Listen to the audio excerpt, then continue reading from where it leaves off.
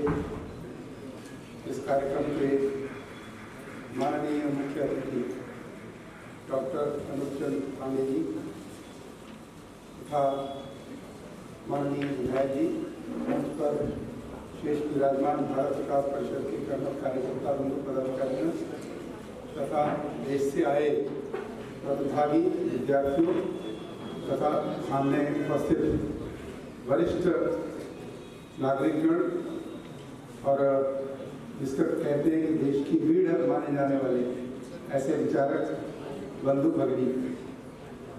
वैसे देखने को तो ये लगता है कि भारत विकास परिषद की प्रतियोगिता होने जा रही है, ऐसा वातावरण सा लगता है, लेकिन प्रतियोगिता तो एक बहाना है, अंदर कुछ और है और वो बड़ा स्पष्ट भी है और उस प्रतियोगिता के नाम से स्पष्ट है। प्रतियोगिता का नाम है भारत को जानो। आखिर भारत को जानो, इसकी आवश्यकता क्या है?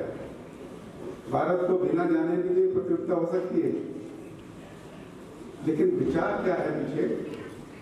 हमारा जो भारत विकास परिषद संगठन है, ये वास्तव में पारिवारिक संगठन है। परिवार ही की इसकी सदस्यता होती है, बाकी संगठनों में इंडिविजुअल सदस्यता होती है, इसमें पारिवारिक सदस्यता है और परिवार ही संस्कार का माध्यम बनते हैं। तो भारत विकास परिषद परिवार का ऊंचा बोली है। बोले ठीक है, लाओ कहाँ है? बोले नहीं, उसको तो बताना भी नहीं है, उसको पता चला तो झगड़ा हो जाएगा। तो बोले ऐसा क्या है, पता कैसे चलेगा? बोले ऐसा करो, तुम घर जाओ और पहले पता करो कितना ऊंचा सुनती है। उसके लिए क्या करना? घर जाओ, नहीं आती, फिर 5 कदम आगे बढ़ता है, फिर कहता है भाग्यवान नाश्ता तैयार है क्या? फिर एक आवाज आती है, बोले 3 बार पहले बता चुकी हूँ, बहरे हो क्या? अब दवाई किसको चाहिए? परिवारों में तो ऐसे ही चलता है। आज दुनिया समझ रही है कि भारत क्या है। एक कवि ने तो कहा है कि है विश्व देह, आत्मा है भारत माता, सृष्टि प्रलय पर्यंत अमर यह नाता। सारी दुनिया की आत्मा जो है वो भारत के अंदर बसती है। और आजकल आपको विदेशों से जो समाचार आते होंगे, उससे अनुभूति भी होती होगी कि भारत कुछ है। हमारे कवियों ने कहा है कि कुछ बात है कि हस्ती मिटती नहीं हमारी, कुछ तो अमरत्व है इस भारत के अंदर। वह जो अमरत्व है भारत के अंदर, उसके अगर दर्शन हो जाएं तो हमारे मन में भारत के प्रति प्रेम पैदा होगा। अगर किसी आदमी को पता ही नहीं है कि उसकी कितनी कारें हैं, कितने ट्रक है, कितनी दुकानें हैं, उसको उससे प्यार कैसे होगा? पता ही नहीं संपत्ति मेरी है। जब ये पता होता है कि इसमें मेरे साथ भी कुछ है, मेरा अपनापन है, तो उसके कारण उससे लगाव पैदा होता है। और जब किसी चीज से हमको लगाव पैदा होता है तो उसका कारण ये होता है कि हम उससे परिचित हो गए हैं। तुलसीदास जी ने कहा है कि जाने बिन न हो ही प्रतीति, बिन प्रतीति हो ही नहीं प्रीति, प्रीति बिन नहीं भक्ति दृढ़ाई, जिन खगेश जल के खिलाई।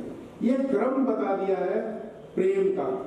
आप किसी से इंट्रोड्यूस नहीं होते तो आप उसकी प्रतीति कैसे कर सकते हैं? कौन कितने पानी में है पता ही नहीं है।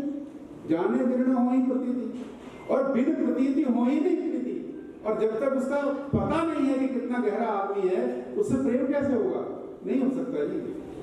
आज के इस कार्यक्रम की माननीय मुख्य अतिथि बहन अलका दास जी, विशिष्ट अतिथि राजीव मिश्र जी तथा मंच पर विराजमान भारत विकास परिषद के अन्य पदाधिकारी और कार्यकर्ता तथा सभागार में उपस्थित सज्जन वृंद, भाई और बहनों, विचार तो मन में बहुत आते हैं, लेकिन टॉपिक सीमित है भारत को जानो। भारत को जानो में कई अध्याय जोड़ सकते हैं।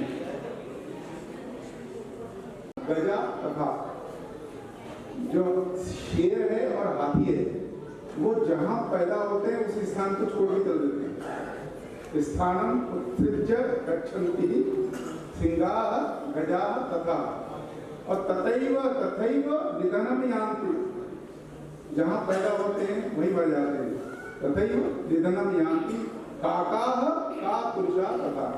कौवा और काया को भ्रमण तो करना ही पड़ेगा, अपना मूल स्थान तो छोड़ना ही पड़ेगा। जब हम अपना मूल स्थान छोड़ते हैं तो हमारी वृत्ति में त्याग की उत्पत्ति होती है।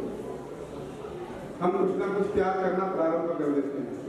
बिना त्याग किए भारत को जाना नहीं जा सकता। कई बार विषय आते हैं, हम लोग ये विषय रखते भी हैं, बार बार एक ही विषय को कहते हैं तो अभ्यास में आ जाता है। भारत की जो मूल वृत्ति है ये विश्व कल्याण की है।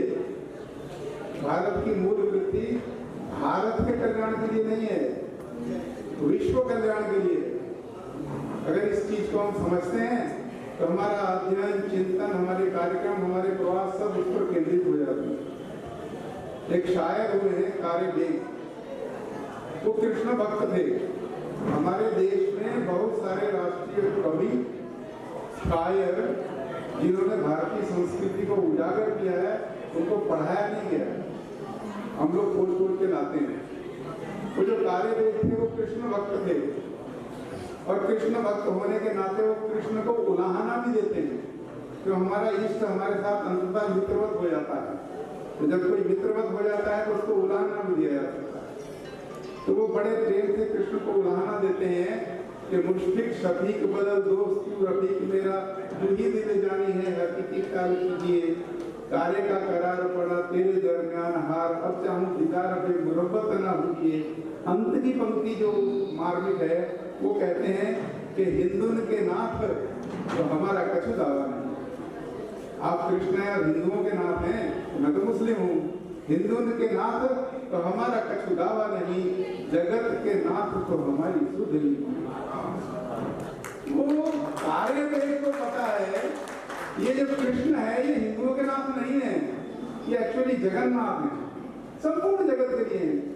हमें ही नहीं पता होता, हमारा ये होता है। एकमात्र लक्ष्य विश्व का कल्याण है। एक बड़ी यूनिट का कल्याण होगा तो छोटी यूनिट ऑटोमेटिकली सेव होगी। इस नाते विश्व के कल्याण के लिए भारत का कल्याण आवश्यक है। बहुत छोटा सा एग्जाम्पल देते हैं कि जब राम, लक्ष्मण, भरत, शत्रुघ्न इनके नामकरण होते हैं तो भरत का जब नामकरण होता है तो थोड़ी दुविधा आ जाती है, क्या नाम रखा जाए। तो अंततः जब नाम आता है कि भरत रखा जाए तो फिर प्रश्न होते हैं कि भरत क्यों। तो तुलसीदास जी ने इसको बड़ा स्पष्ट किया है। तुलसीदास जी ने कहा कि विश्व भरण पोषण कर जोई, ताकर नाम भरत असोई। उन्होंने ये नहीं कहा कि अयोध्या में जन्मे अयोध्या का भरण पोषण करेंगे, अगर वो उत्तर प्रदेश में है तो उसका भरण पोषण करेंगे। भारत का भी नहीं कहा, विश्व भरण पोषण कर जोई, ताकर नाम भरत असोई। समाप्त होता है। तो दूसरा एक विषय आता है सद्भाव। प्राणियों में सद्भाव पैदा करना तो विश्व का कल्याण अपने आप होता है।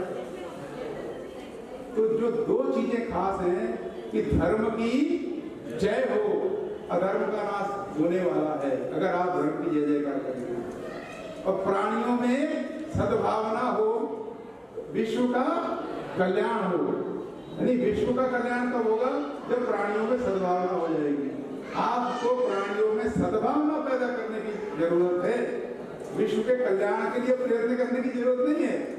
आप प्राणियों में सद्भाव पैदा करेंगे तो विश्व का कल्याण तो होने ही वाला है, क्योंकि हमारे उद्घोष बताते हैं कि धर्म की जय हो, अधर्म का नाश हो, प्राणियों में सद्भावना हो, विश्व का कल्याण हो। ये सूत्र ऐसे ही नहीं बने। आप एक करेंगे, दूसरा उसका परिणाम देगा, और जब ये परिणाम निकल आएंगे तो उसके बाद जितनों की जय जयकार करनी है, चाहे आप गौ माता की जय बोलिए, संतन महात्माओं की जय बोलिए, जितनों की जयकारें बोल सकते हैं वो बोल दीजिए। उसके लिए अंततः एक जयकारा लगता है, और वो होता है हम सब भारतवासियों को अभय प्राप्त होना चाहिए, हम सब निर्भीक होने चाहिए, सत्य का उद्घाटन करने के लिए वक्त के अनुसार बोलने की क्षमता रखने वाले होने चाहिए। अगर हम वक्त पर सत्य का उद्घाटन करेंगे, हम निर्भीक बनेंगे, तो हम कह सकेंगे कि जो बोले सो अभय, बोल